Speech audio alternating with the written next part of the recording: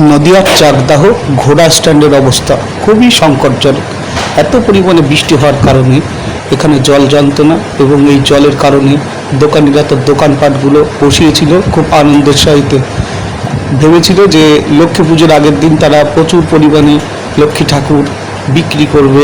এবং দেখো এত পরিমাণে জল যে রাস্তায় জমেছে এবং যে পরিমাণে বৃষ্টি হচ্ছে, মানুষ এই বৃষ্টিতে বেরোতে পারছে না।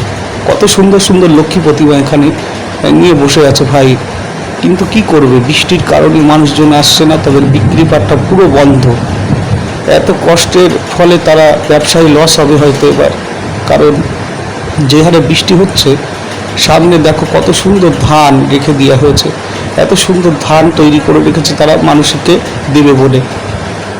এবং সবাই চায় যে এই দিনগুলোই তারা বিক্রি পাটটা করলে কটা রুজি রোজগার হবে। এখানে হচ্ছে টুনি ফুল, এই যে এগুলো টুনি ফুল বলা হয়, এগুলো লক্ষ্মী পুজোয় লাগে।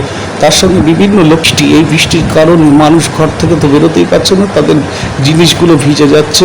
দেখো রাস্তায় জল কী হারে বেড়েছে মানুষের। আর এই লাস্ট দেখাচ্ছি হচ্ছে পদ্ম ফুল আর টুনি ফুল, এই দেখো ঢেকে রেখেছে, বৃষ্টির জন্য আর কিছু বিক্রি করা সম্ভব না।